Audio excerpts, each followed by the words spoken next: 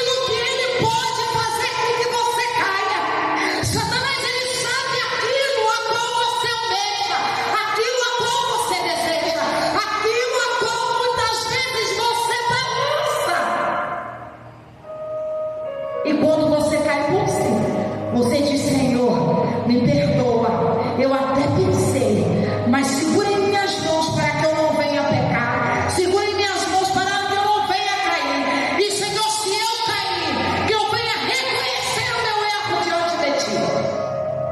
E nós vemos aqui que Sansão, ele se deita com aquela mulher prostituta, aquela mulher que já era conhecida, porque aquela mulher era uma mulher interesseira, era uma mulher que só pensava em valores, e era uma mulher conhecida daquela guarda, daquele pessoal, daquela terra a qual Sansão estava. E a Bíblia não vai relatar aqui que Sansão, ele não passou apenas uma noite com ela, Sansão, ele passou dias e dias, e nós vemos aqui esta mulher chegando para Sansão, porque outrora ela já recebeu valores, proposta de valores para descobrir qual era o segredo de Sansão. Ei, deixa eu falar algo com você esta noite. O que você tem revelado para o homem, que você esquece que você tem que dobrar o teu joelho e revelar para o Senhor? Quantas das vezes nós temos quebrado a nossa cara com pessoas que não convém nós falarmos determinadas coisas? E aí, quando nós dobramos o nosso joelho e falamos com o Senhor nos traz à memória aquilo que nós fizemos de errado, e nós falamos assim: Senhor, eu deveria ter dobrado meu joelho, deveria ter falado com o Senhor, porque com o Senhor meu segredo está guardado, porque com o Senhor eu sei que o Senhor vai resolver. E aqueles homens fizeram uma proposta àquela mulher prostituta, e aquela mulher era uma mulher interesseira, porque quanto mais ela tinha, mais ela queria. E eu acredito, conjecturando, que ela chega para aqueles soldados a qual fizeram a proposta para ela e diz assim: pode deixar comigo, isso é fácil para mim, eu vou conseguir, porque Satanás, ele age na nossa vida, assim como Dalila agiu na vida de Sansão. Ele não vai cessar de te mostrar o prato, ele não vai cessar de insistir, porque muitas das vezes a gente se pergunta: Senhor, eu estou na igreja, eu oro, eu jejuo, eu busco, eu leio a palavra, eu tenho reverência, eu respeito a minha autoridade espiritual na tua casa, Senhor, eu não ando por caminhos tortos, e por que eu estou pagando preço? Ei, Satanás, ele tem que incomodar aqueles que estão na presença do Senhor mesmo, porque quem está lá fora está fazendo querer a vontade dele, já está nas mãos dele, precisando que eu e você pague, que o Senhor, ele cura, ele salva, ele liberta. Quantos têm trocado o seu chamado por um prato de lentilha? Quantos têm trocado o chamado porque acha que está doendo muito e não está nem na metade do caminho a qual o Senhor instituiu que ele estivesse? Quantos também querendo ser consagrados sem saber o peso que é estar à frente, irmão? Eu acho engraçado que a pastora Wilma falou aqui sobre revelação, sobre visão. Infelizmente, tem pessoas que não têm temor. E ontem eu coloquei algo no meu status que a própria Bíblia relata, que após o Senhor Jesus iriam vir pessoas servindo a Satanás dentro da casa do Senhor, afastando aqueles da presença. Isso tem acontecido. Nós vemos pessoas que aparentemente é uma potência na mão do Senhor. Eu estava ouvindo uma ministração de uma pastora ontem, coisa bem rápida, um podcast, e ela dizia que o pastor foi na igreja e revelou, e ela não sentiu que era de Deus. E ela perguntou para um, para outro, e falou: olha, ele não é pastor, nem conheço essa pessoa aqui, ele não tem igreja. E aí aquele homem era um golpista, que andava revelando da carne para ver quem caía. Então a Bíblia, ela nos orienta sobre tudo isso. A palavra do Senhor fala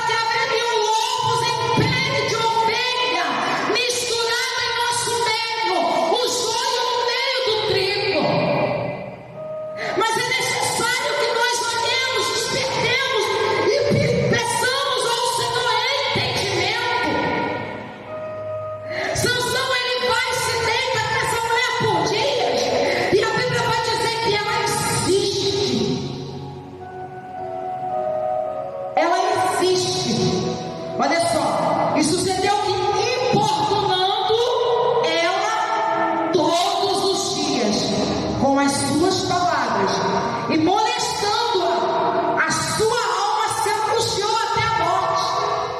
Sabe por quê? Porque quando uma pessoa chega para nós, para que nós venhamos fazer aquilo a qual nós sabemos que está errado, mas aquela pessoa te pede a primeira vez, a pessoa te pede a segunda, a pessoa te pede a terceira, você sabe que está errado, mas chega uma hora que se você não aprender a dizer não, você vai para o inferno junto com aquela pessoa. E aqui Sansão, ele cedeu pela insistência daquela mulher. Aqui Sansão, ele falou com ela: olha, eu sou nazireu. Olha só, e descobriu-lhe todo o seu coração e disse-lhe: nunca subiu navalha a minha cabeça, porque sou nazireu de Deus desde o ventre de minha mãe. Se viesse a ser rapado, ia-se de mim a minha força, e me enfraqueceria e seria com todos os mais homens. Eu acho interessante aqui que era aquilo que Sansão acreditava, porque havia uma lei, uma ordem para que a sua cabeça não passasse navalha, não passasse tesoura. Ele era nazireu de Deus. Ele acreditava que a força dele realmente estava no cabelo, como muitos acreditam em coisas. E a nossa força, ela vem do Senhor. Se não for o Espírito Santo Consolador de Deus para estar conosco, sabe, nos fortalecendo, nos colocando de pé, nem aqui estaríamos hoje. Quantas adversidades temos passado? Como o presbítero João falou sobre o muro, quem estava de fora estava olhando e falando: está perdendo tempo. O que está fazendo ali? Olha a quantidade de pessoas ali no muro, com tanta gente na cidade. Por que não foi mais? Aquilo ali não é do Senhor, não convém de Deus. Mas aquilo que o Senhor instituiu para a tua vida, para a minha vida, nós temos que firmar com o Senhor e dizer: Senhor, se tu puseste em minha mão, eu não tenho que esmorecer.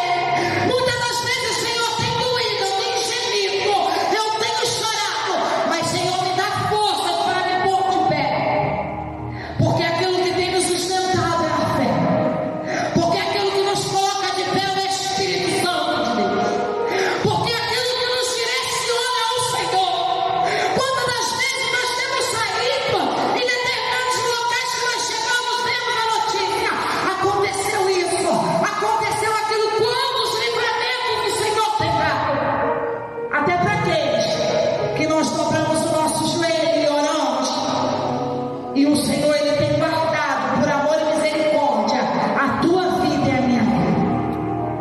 Porque se não fosse assim, quantos da nossa parentela, quantos dos nossos amigos já tinham descido à sepultura?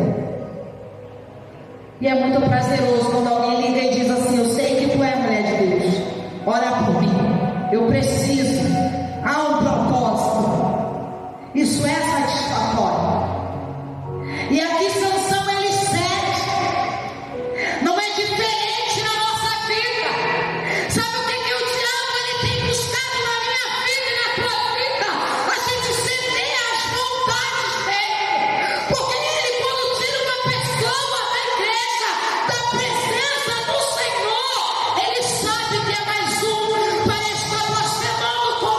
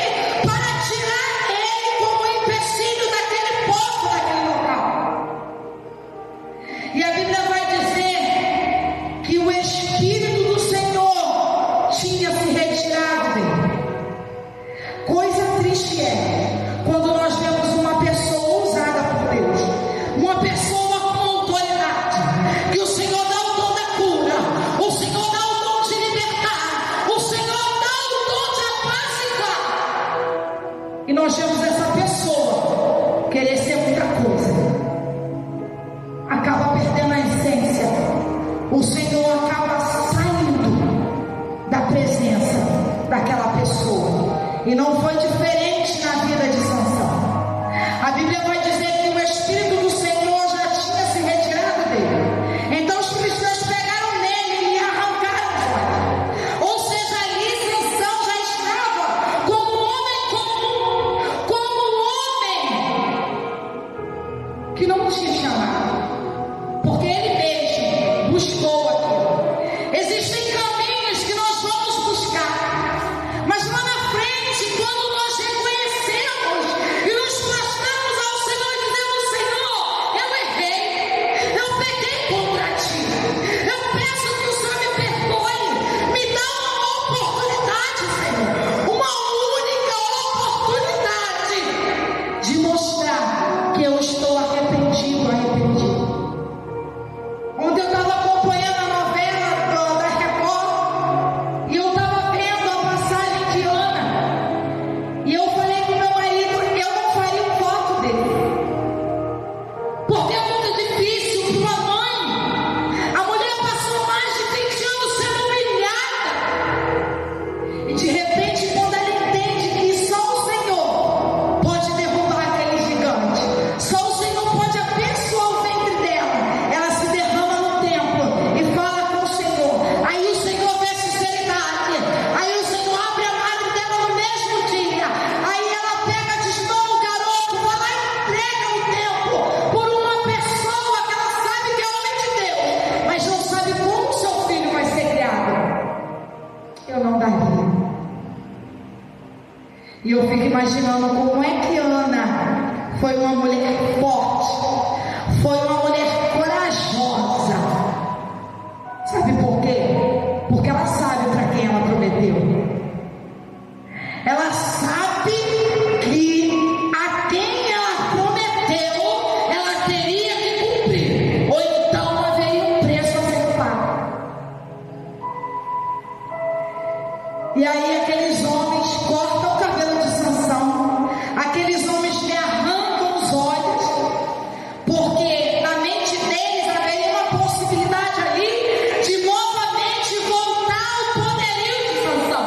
Então vamos lhe arrancar os olhos, vamos lhe manter amarrado, para que ele não possa enxergar quem é que está ao redor, onde ele está, para que não venha fazer o mal a nós. E Sansão ali, ele viveu como um bicho, acorrentado, sendo guiado. Mas tem um dia que Sansão acorda diferente. Foi o mesmo dia que Ana acordou diferente.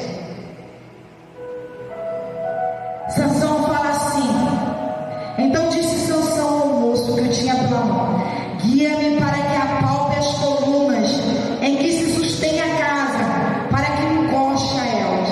Ou seja, olha, me leva ali. Ele já sabia o que ele precisava pedir ao Senhor. Sabe por que muitas das vezes a gente deixa de receber do Senhor aquilo que nós estamos tanto tempo esperando? Porque nós queremos a cenoura, mas pedimos ao Senhor o chuchu. Nós queremos a maçã, mas pedimos ao Senhor a uva. Nós precisamos saber o que verdadeiramente nós estamos querendo e focar aquilo constantemente. Senhor, tu sabes que eu preciso disso. Senhor, eu preciso disso. Senhor, eu preciso disso. E Sansão, ele já tinha um objetivo. Sansão, ele pediu àquele moço que direcionava ele de um canto para o outro: olha, me coloca na coluna. Aquele moço coloca, amarra Sansão. Agora, Sansão ora ao Senhor. Na verdade, ele não ora, ele clama. Porque é uma oração, clamor é uma oração de desespero. Uma oração de dizer: Deus, eu estou aqui, eu preciso do teu socorro, eu preciso do teu agir em minha vida. Será, Senhor, que não está vendo, Senhor, quanto tempo eu tenho pedido, quanto tempo eu tenho esperado, mas até quando, Senhor, eu tenho que esperar? Sansão clamou ao Senhor e disse: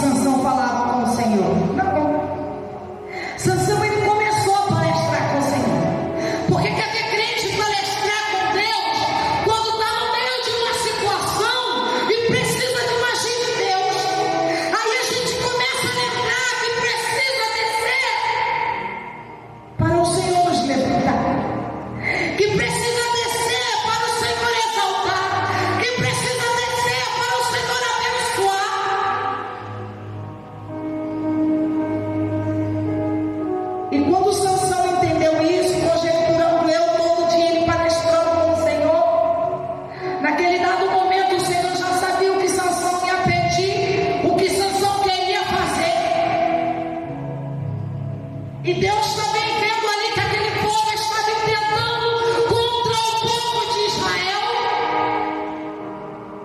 o Senhor concedeu a Sansão. Primeiro, o perdão. Porque se não há primeiro perdão, não há salvação. O Senhor concede primeiro perdão a Sansão. Depois Deus concede a ele novamente a sua força, para que ele entenda que o Senhor estava com ele sobre aquele ato que ele praticou. Porque quando você pede algo para o Senhor e você sabe que você tem feito tudo aquilo a qual o Senhor te intitulou para ser feito, e você alcança, você diz: Senhor, estou com créditos no céu, embora que quando eu suba eu faça umas curvas, porque às vezes eu morro de ira, às vezes me iro, mas eu entendo que a tua palavra diz: irei, mas não pequei. Então Sansão aqui, a Bíblia vai dizer que ele matou muito mais pessoas, que era contra o povo de Israel, sobre a sua morte, do que toda a guerra que ele guerreou durante o seu tempo de vida. Ele preferiu ali morrer e continuar guerreando a favor do seu povo, entendendo ali que ele tinha pecado, entendendo ali que ele tinha errado, entendendo ali que só o Senhor poderia restituir tudo aquilo que lhe foi arrancado por desobediência. Esse é o nosso Deus.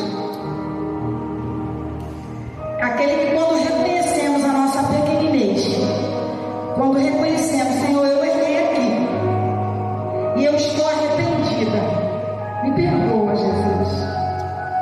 Aí ele fala: eu te perdoo, filho. Sabe por quê, igreja? Porque o Senhor, ele é benigno. Porque o Senhor, ele é Pai amoroso. Eu fico observando quantas vezes Pedro foi teimoso, foi desobediente, e o Senhor estendeu a mão de misericórdia. Até uma das últimas frases que o Senhor disse a Pedro: Pedro, tu me amas? Senhor, eu te amo. Pedro, tu me amas? Senhor, eu te amo. Pedro, tu me amas? E Pedro já ficou balançado. Então, em dados momentos, que nós sejamos até Pedro, mas na fé, que nós sejamos ele também, para dar prosseguimento àquilo que o Senhor colocou em nossas mãos, para fazer a obra dele, como o presbítero Paulo falou, né? Um chamando mais um, chamando mais um. Daqui a pouco essa igreja está lotada de soldados, e o interesse de ter soldados valentes é sair a campo na rua e falar para essas pessoas que estão no cativeiro de Satanás acorrentados, sem ter uma palavra de carinho, sem ter uma palavra de amor. Até mesmo uma prostituta intitulada Dalila, você pode chegar para ele e falar: olha, aqui não tem Sansão, mas tem um Deus que te ama, tem um Deus que vai permitir que você se liberte, tem um Deus que vai te ensinar, tem um Deus que vai te usar. Porque é isso que Deus quer ver de mim e de você. Não é julgar, não é se levantar, não é achar que somos melhores do que ninguém, porque aqui ninguém é melhor do que ninguém. É nos preparar para sair a campo, porque nós sabemos que já é hora dele arrancar o joio do meio do trigo, e é necessário que naquele grande dia, quando nós nos encontrarmos com ele peça as nossas mãos e diga: deixa eu ver, porque eu não quero ouvir. Tenho certeza que a igreja também não quer. Apartai-vos de mim, maldito, eu não vos conheço. Então, igreja, deixa essa mensagem que o Senhor colocou em meu coração. Eu aprendi, me edifiquei muito, e eu tenho certeza que a igreja também aprendeu. Amém? Que no meio do nosso erro, nem que seja o último